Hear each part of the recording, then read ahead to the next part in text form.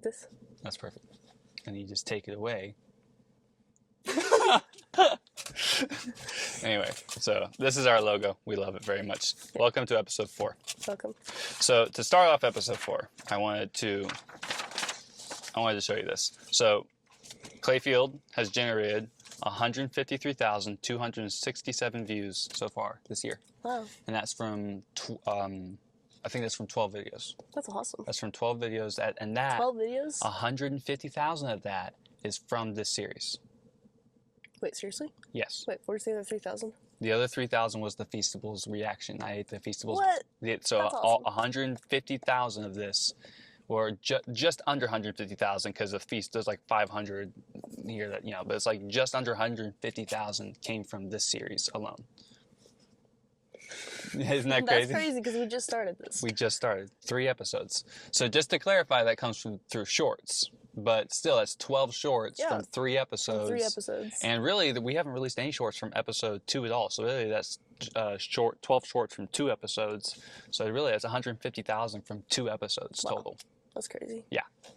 And just that brings our lifetime count for Clayfield, just for all the videos released under the Clayfield brand, that brings us to 882,710 views. Under the Clayfield brand. Under the Clayfield brand. Wow. So we're a little under 120,000 away from 1 million on Clayfield. That's crazy. Yeah. Which in the last 2 episodes we've generated 150,000. So we're on track to hit over 1 million in the next month. Seriously? Yeah. What? Yeah. That's so cool. Yeah. I did not realize that. That's why I wanted to do And that's across all platforms. Yes.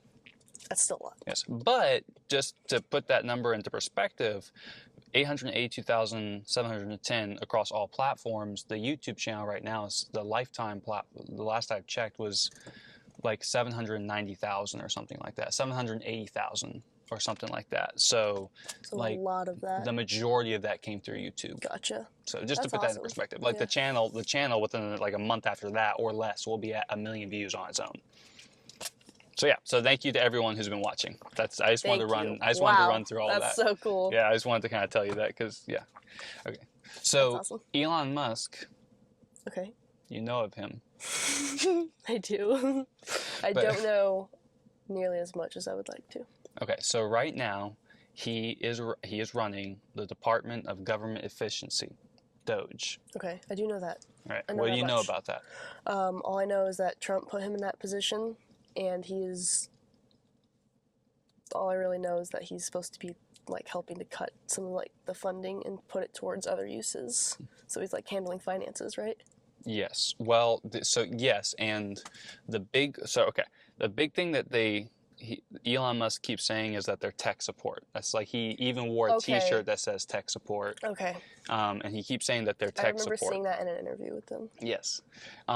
Now, so he did an interview with a whole team of people who are working at Doge, who are like, a lot of guys who are ensuring change.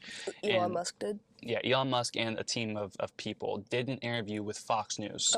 Okay. And with Brad Breyer, I think his name is. So this one guy, Joe Gebbia, and I don't know who any of these people are, but I'm just listening to the information that's being said, and I just I watched the whole interview. I want to tell you parts of it and to see what you think of it, right? Okay. So Joe Gebbia said that there is actually, this is his quote, there is actually a mine in Pennsylvania that houses every paper document for the retirement process in the government. What? So there is a mine in Pennsylvania that houses every paper document for the retirement process that concerns the government. Which means, this mine has 22,000 filing cabinets that are stacked 10 high. Hang on, how many filing cabinets? 22,000 filing cabinets. Okay, continue. 22,000 filing cabinets that are stacked 10 high to store 400 million pieces of paper. 400 million pieces of paper. 400 million pieces of paper. This was founded in the 1950s, and it's basically hasn't changed ever since. So they developed this program in the 1950s. This is how we retire people, and ever since then, it has not changed. Now, this is what's really crazy is they're just records of retiring people?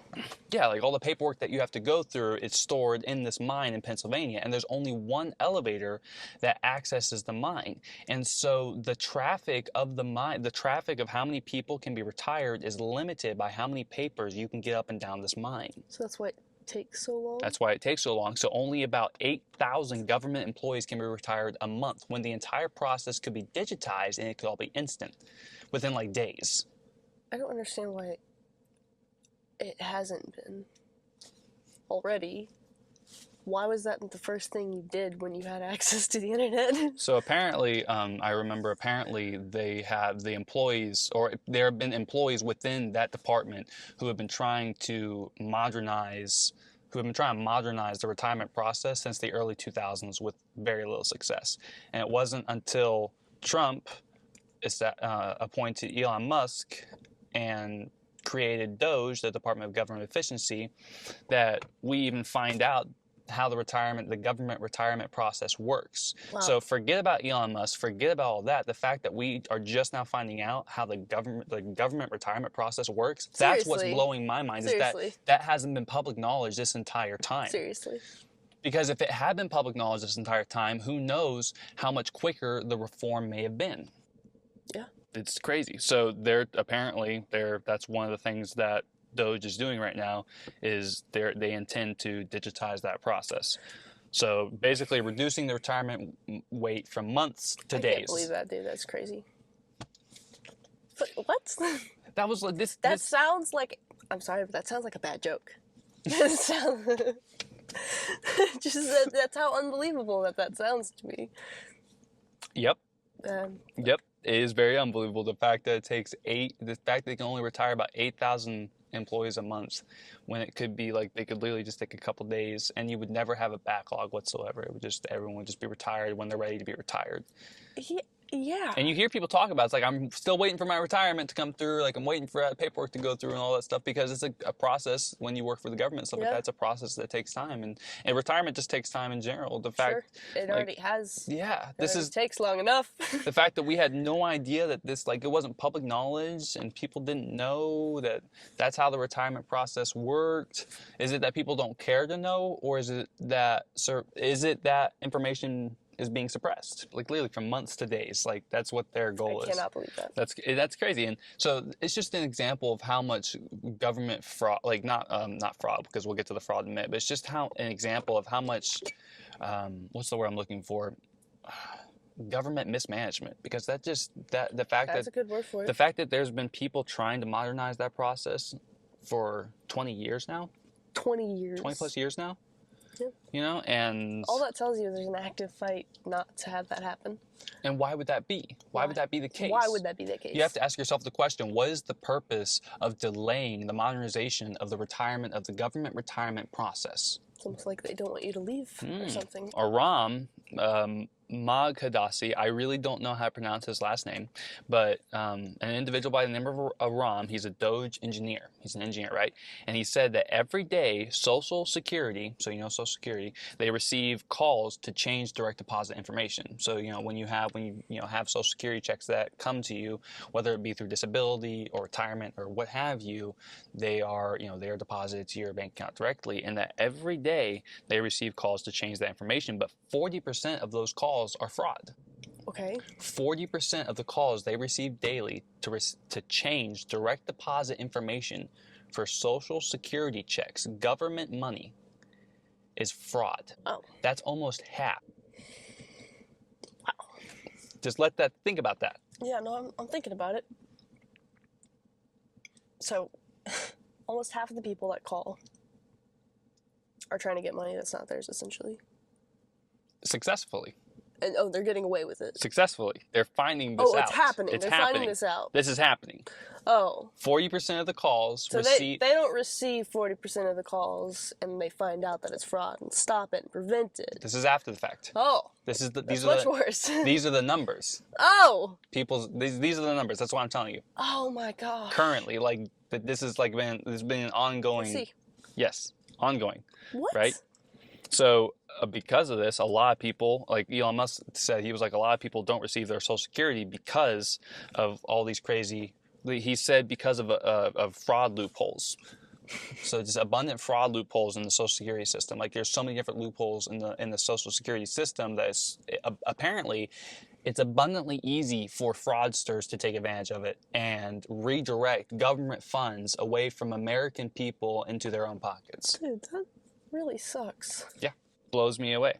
Okay, so this is just like really unjust too. Steve Davis said that there are over 15 million people that are over the age of 120 that are marked as alive. Okay, so I actually wrote down a fact somewhere. I did my research. Okay. So, right, this is what really blows me away. Right, there are over 15 million people that are over the age of 120 that are marked as alive.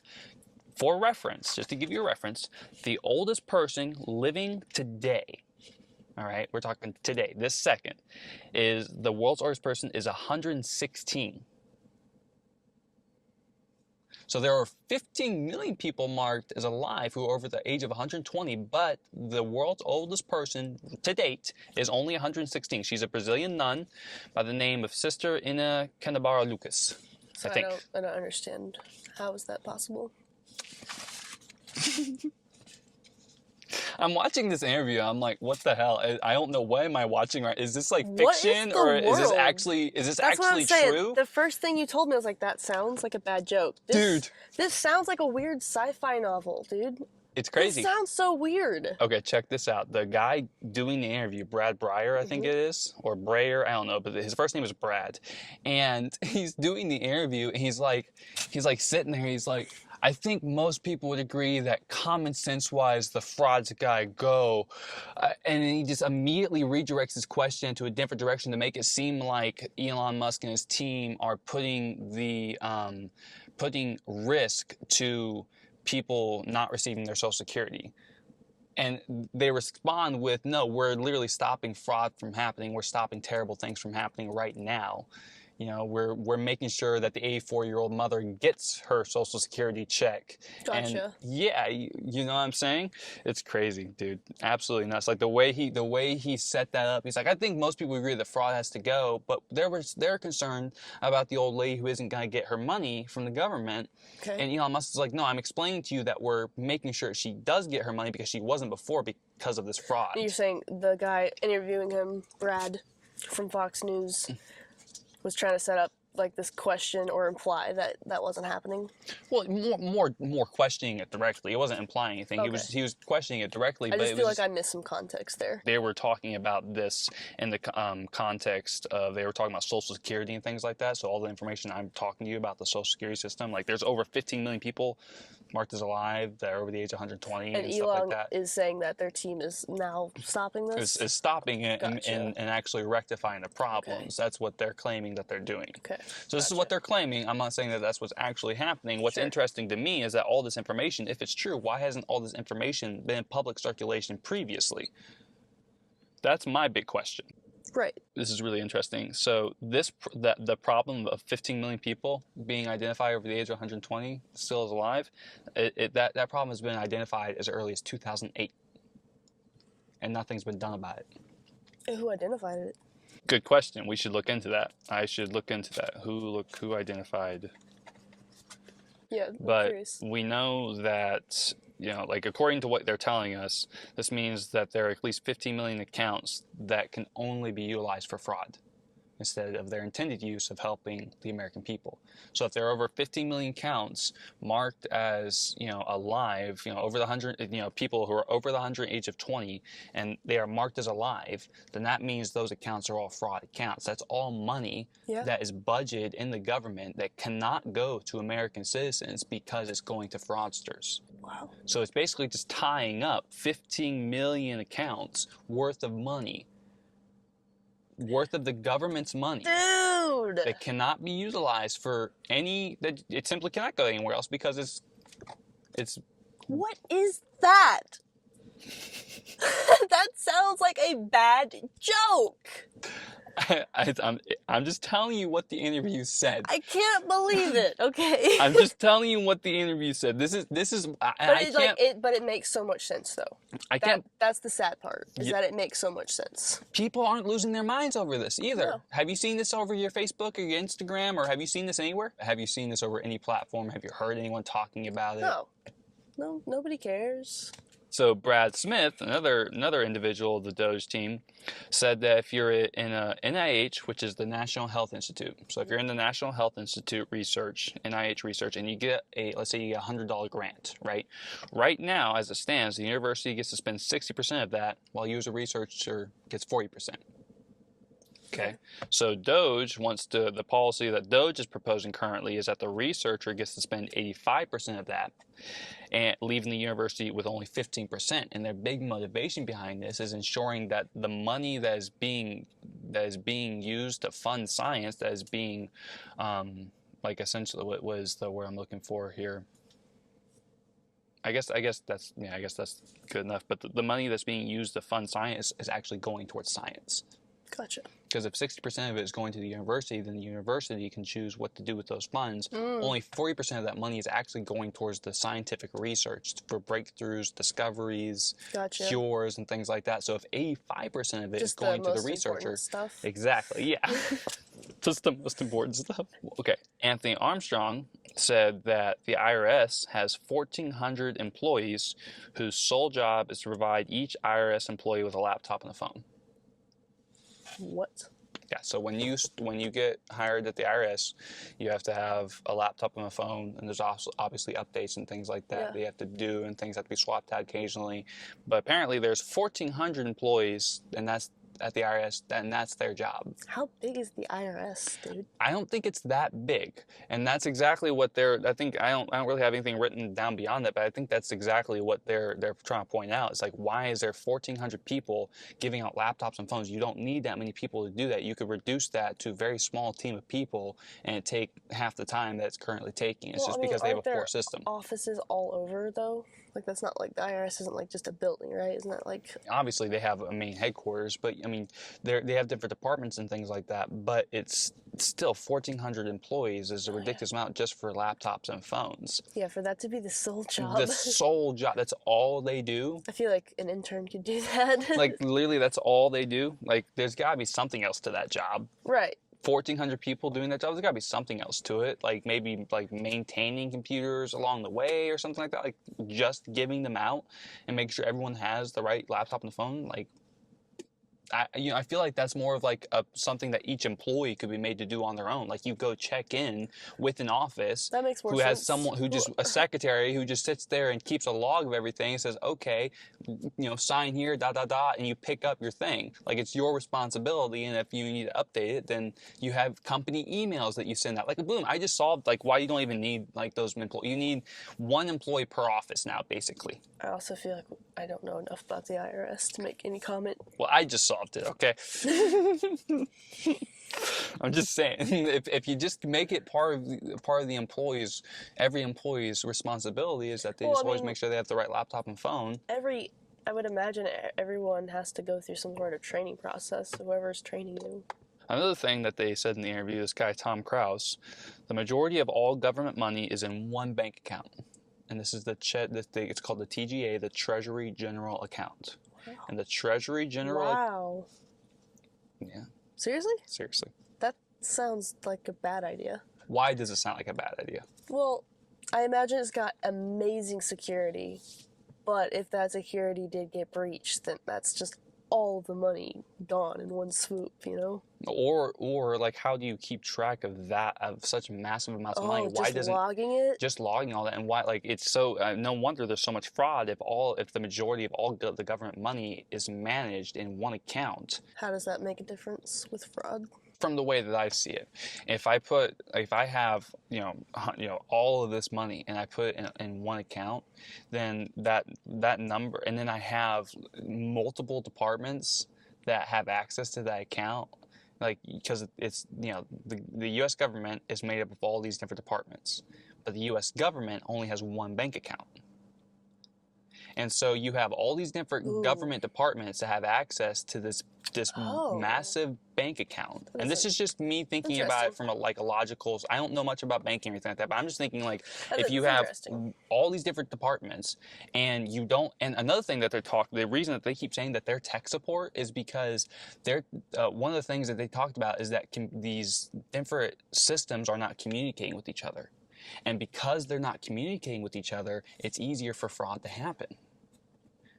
So Social Security, the reason why there's 120 people, or the reason why there's 15 million people marked as alive that are over the age of 120 is because Social Security isn't communicating with another branch of the government. Information isn't being communicated. And so, the right information is being communicated, and these systems aren't communicating with each other. And so if you have a bunch of government systems that are not communicating with each other, but they all have access to the same bank account. Right. I can see how that would be very not good. And it's not like they have open access, like they can just go draw out as much money as they want. And yet some departments at certain levels, that's exactly the job that you're given. Your job is to manage the money and to decide how much is pulled out, which is why there are entire government hearings held to question government individuals on where massive amounts of money have gone. Oh, man. For example, I think I have something that literally... Okay. This is something that Elon said, and I haven't been able to, I did a bunch of research. I found like one other article to back this up, but I can't like fully verify this. But just to give you an example, Elon mentioned that Senator Margaret Collins, a U.S. senator, she gave $12 billion to the Navy for extra submarines. The Navy received no submarines, and when a hearing was held, for her to question them on where the money went, the Navy could not answer where the money went. Oh, of course they couldn't. $12 billion that just went missing. And even if there's no verification on that story and that story is false, there are dozens of other actual stories that I can pull up to show you that this is a repeated, ongoing issue in the government, that government departments will have massive amounts of budgets disappear. What do you even do with $12 billion? Where does it go? That's a great question. Where does it go? Where does it freaking go? It just blows my mind, dude. Like that. So that's an example of what I'm talking about. When you don't have all these systems communicating with each other, this is what happens. And they all have access to the same bank account. The TGA, the Treasury General Account, the U.S. government's main bank account, where literally the majority of all government funds are held. And all these different systems have access to all these systems have access to it. And there's no communication between the systems according to the information being presented in this interview. Tom Krause, he said at one point, he's like, the U.S. government cannot pass an audit. Just to summarize for you the state of where we're at with it, like he literally says, like, the U.S. government cannot pass an audit, and he's like, as businessmen, as people who have owned, as men who have like owned companies and run companies, we're coming in here from the standpoint of business, of like, how would you run how you're supposed to run the government like a business, and the money especially, like where's all the money going, having receipts, having communication between systems, and being able to verify where all your funds are being, directed to or received from. Everybody talks about like, oh, how bad the government is, and oh, Big Brother's so awful, but they don't really know why or what that means. Because like nobody's actually talking about what's actually happening. So everybody just wants to talk about, oh, they're so bad, but no one knows this is why they're actually so bad. There are legitimate reasons. Yeah. It's bad. Exactly, it's bad. What was it? Something like that's literally what Elon was saying. Elon was like, in order to pass an audit, you need the proper financial information. That's basically what he said. And the government, like various departments within the government, cannot provide that financial information to verify where the money that is being given to them, how it's being regulated. All right, just moving on from that. Yeah, I know. I told you I'd blow your mind. Yeah, mind blown. Here's another fact to blow your mind. This guy, Steve Davis, and this guy's actually pretty funny. I remember him. He's kind of like, he's pretty funny. The way, like, that's his personality and kind of how he talks. Okay. Like, at one point, someone was like, the interviewer. He's like, Brad's like, it doesn't take, people have said it doesn't take a rocket scientist to do this. And he looked at Steve Davis. He goes, you're a rocket scientist. And Stevie's like, I was a rocket scientist. And everyone in the room kind of laughed and stuff like that. But they cut out the interview. I had to go find like the full interview to find it. Because I laughed at it when he said it. And then it just kind of kept going. I was like, oh, this guy's kind of funny. And then I found the full interview and like saw it uncut. And when he said that, all the guys laughed. I was like, I knew that was funny. Oh, that's funny. So he's just a funny guy. Like, you know, like he did good on camera. He should do more interviews. He would do well for Doge in public representation. But he said that there are 4.6 million credit cards for between 2.3 and 2.4 million employees. So within the government. Wow. What's that ratio again? 4.6 million credit cards for between 2.3 and 2.4 million employees. So let's just say it's 2.4, you know. Wow. So 4.6 million to 2.4. Yeah, that makes sense. So that tracks. So far, they've reduced that number by 300,000, which is that's small compared to how many it seems like it needs to go, but that's at least progress. Another thing Steve Davis was talking about is that over $300 million in $300 million in small business administration loans have been given to people under the age of 11. $300 million in business loans, small business loans, to people under the age of 11. What? Are you serious? I'm just telling you what they said in the interview. I'm just telling you what they said. I gotta watch this interview. I'm just telling you what they said in the interview. What the actual heck, man? I'm surprised people aren't losing their minds more over this. Because if this is true, which it should be investigated and verified, but if this is true, that is, how does that even work? How is a fraudster, I don't understand. Like, if I was going to go into fraud, I wouldn't say to myself, let me go get a loan as an 11-year-old. Like, that doesn't even make sense. I don't understand how this happened, though. How did it happen in the first place? Okay. How did one happen? Another $300 million in small business loans was given to people over the age of 120. Again, the oldest person in the world right now is 116. So $600 million in small business loans was given to people under the age of 11 and over the age of 120. Right. Yeah. $600 million. $600 million in small business loans to people who are either not able to run a business because they're children or to people who are dead. My brain does not comprehend this. How did this happen? I'm not just saying. I need to throw all this together. This is literally all in the interview. I know. But how did this happen? People don't pay attention to these interviews, and that's a great question. Like, how did this happen? How did we get to this point where we have $600 million going to two different age groups that should never have that money in the first place because they're small business loans? It doesn't even make sense. That's what I'm saying.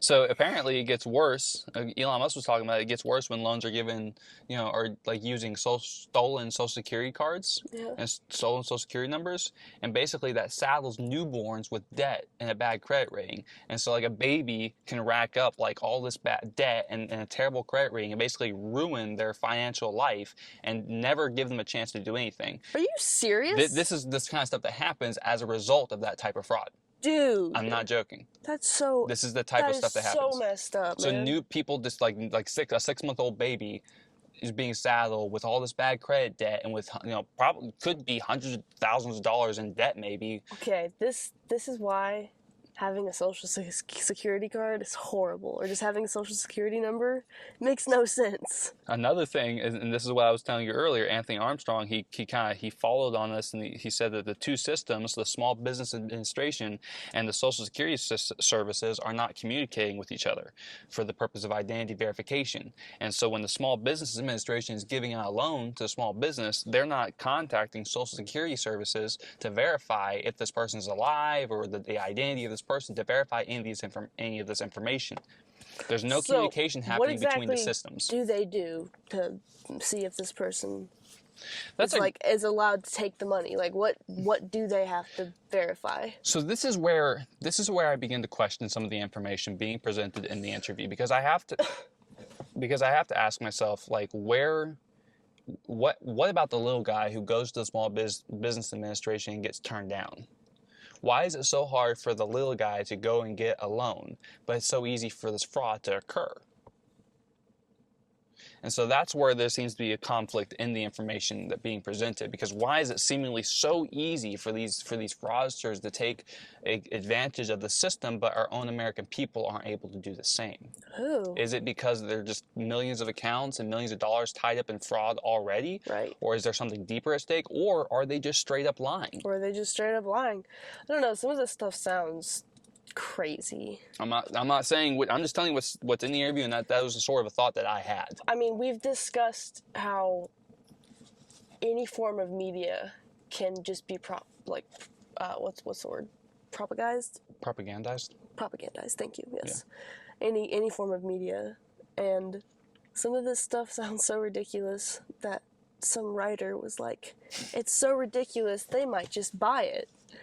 Well, it's almost so, but it makes sense at the same time. It makes sense like why it would take so long for someone to be able to retire, or for like it makes sense for why some people do just have horrible credit and they can never break out of it.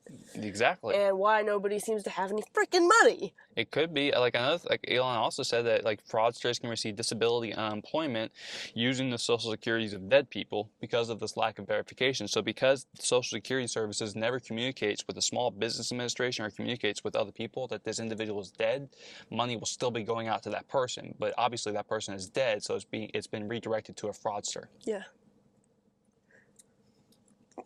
Can you imagine that? Can you imagine that, being the fraudster and living your life off of the money of a dead person because of a legal system that you can take advantage of? No, I can't actually. I can't actually imagine that. So yeah, just to clarify, I didn't realize, and I apologize to everyone, but his name was Brett, not Brad. So Brett Bayer. Brett Bayer is his name. And he was the individual at Fox News who interviewed all these people. So I apologize. That's my bad. It's all good. Anyway, so this is really interesting. So it's good that I'm getting his name right in this part because this is where I wanted to make a point. So there was this part where they did an interview with all of the guys, right? And they were all sitting there, and then there was part of the interview where it was just Elon and just Brett. And in that interview, Elon was talking about he was being questioned about the attacks that are happening against Tesla right now, because ever since he's been helping Trump and ever since he's been in the government with Doge, there have been a lot of people who have been attacking Cybertrucks and have been attacking Tesla buildings and things like that. Like physically attacking? Yeah, like with wow. like fire or whatever and things like that. Like actually damaging property and damaging people's vehicles and things like that as a statement against Elon Musk and all that. And so Elon, in the interview, he said, we're not so much concerned with the people who are inciting the violence. We're more concerned with the people who are spreading the propaganda that's inspiring that individual to do that. Yeah. Interesting point that he made. He said, I just want to be very clear about who we're going after. We're going after the people who are spreading the propaganda. And he was very direct. And when he was looking, what's really interesting to me is they were on not like a wide shot, but they were on kind of this like wider over the shoulder shot for, Brett was sitting here, Elon was sitting here, and Brett, you could see he was making eye contact. The minute that Elon began going in this direction, Brett looks down and begins shuffling through his papers, which is weird because the way he did it was he broke eye contact in a very specific way. He looks down and then while Elon was like talking. Yes, and he looks down and begins shuffling through his papers as if trying to figure out how he's gonna redirect from this point in the conversation. Then it cuts in on a close-up of Elon for the rest of what he says. And you can still, the entire time that Elon is talking, Brett is shuffling through his papers. You can hear the papers. So he never looks up. He never looks up. And it cuts out to a shot, and as it cuts to the next shot of Brett, which it cuts to a close-up of Brett, he looks up from his papers. So the entire time that Elon is sitting there saying, I'm being very clear, we're going after the people spreading propaganda, Brett refused to make eye contact. Ew. At least that's kind of what we're left with. That's what it seems like. That's what it seems like, because it cut away from him. We don't know for sure, but he was shuffling. You could hear the paper shuffling the entire time. So there's a chance that Brett didn't make eye contact that entire time. That's like clearly a sign. That seems like a tell.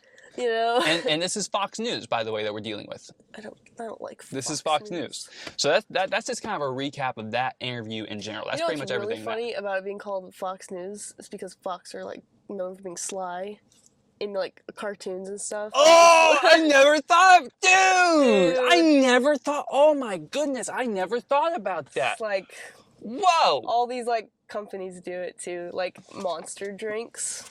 It's literally called Monster. That's so true. Fox News and Foxes are known for being sly. That sounded like a very sly thing to do. Very shady. Fox News, we're on to you, Foxy. Foxy. Catch you on the flip side, Foxy. Okay, so just yesterday, Trump did an interview in the Oval Office, and guess who was there? Was it Brett? You'll never guess. It was Kid Rock. Okay. Which, I don't even know who Kid Rock is. He's like a musician. Yeah, he's pretty cool. Okay, so you know... His music's awesome. Yeah. Can you tell me a little bit about him? I don't really know him. What do you know? I just heard some songs from there. You're the music person here. I'm depending on you. I don't know. So... She let me down. Sorry. I don't know. I try not... I'm pretty sure he's more on the emo side of like, rock music and stuff. I'm kind of like that pop era of stuff. And I try not to, like, listen to a lot of that stuff, so. Well, either way, we both know he's a musician. We know we've heard some of his songs. He was in the Oval Office with Trump, discussing something called ticket resales.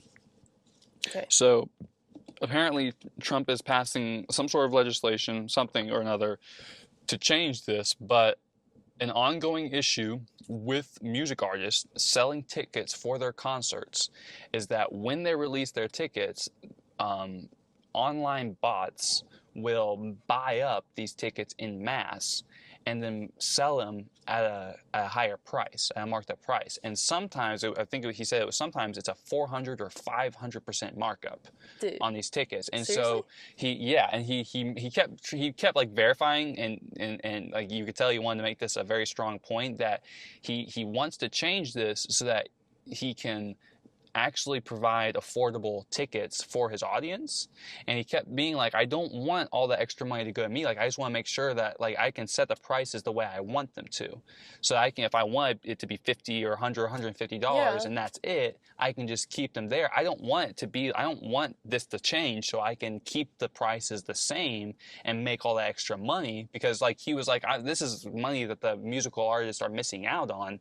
And then he followed up on that. He's like, I'm not interested in that money. I just want to make sure that my audience is getting the right ticket prices. So yeah, if you're any kind of real musician or just like performer, like that means more, you know. And obviously you have to make a living off of it, and clearly he's making much more than that, even by just having the prices the same. And if bots are buying it up, then he's not getting that back anyways. Yeah, because he's still getting paid for the tickets, but his audience is having to spend that much more money, and that's a whole bunch of money that he's not seeing either. Right. So either way, not a good situation. Yep. So that was just really interesting to me that literally you have Kid Rock standing in the Oval Office with Trump. I'm sitting there watching this happen. What the hell is happening in our world right now? Like, this Kid Rock is standing in the Oval Office with Trump, and Trump is making a big deal about ticket resales, which I can see that as a problem, but of all the things going on right now in the world, is that really the top of the list? This is just my question. I'm not, you guys know I don't care what people think. You know I don't care what people think. So what the hell is Kid Rock doing? I'm going to say something that people are gonna like, but some of this stuff, like, just you tell me that story of Trump doing that just sounds like the stuff that Biden was doing. Like, he was doing weird stuff like that, where it's like, why are you... True, very true. But that just seems really weird. It's weird. Like, it's one thing... Just of all the things going on, and of all the things that he's talked about, of trying to make change about, why is that happening? Exactly. Well, here's another question I have is, okay, you want to help musicians with that, and you want to fix part of the economy in that sense. Sure. And you want to make sure that people have enjoyable concerts and things like that. That helps the American people. Sure. I can see that as being the president. I can see that being an issue, but to hold a news meeting on it, to hold a news conference on it, and to invite a bunch of cameras in the Oval Office and to have Kid Rock there talking about it, it's so weird, because when Elon Musk is in the Oval Office with Trump, and when Kid Rock is in the Oval Office with Trump, and when Trump always has his team of people around him, Trump is constantly looking to the other people and be like, do you want to explain this? And that's what he did with Kid Rock. He's like, do you want to kind of explain what we're doing here? And, you know, Kid Rock talked for 5-10 minutes. He did the same thing. He's done the same thing with Elon Musk. He's done the same thing with his team. So it's really interesting because he'll sort of just, he'll be quiet and let others take the room and sort of speak. And sort of just, you know, and they're not just speaking in the Oval Office, they're speaking to the cameras. I mean, that can be a good thing, though. That can be, so yeah, it can be a very good thing, but it's just interesting. I'm just making the observation. Yeah. I'm kind of drawing your attention to I mean, it. I think that makes you a much better president, because part of being a president is like learning like who to delegate certain tasks to. So having the ability to step down long enough to let somebody else take the lead. Yeah. You know, but then, you know, stepping back in, this is still your house, you know.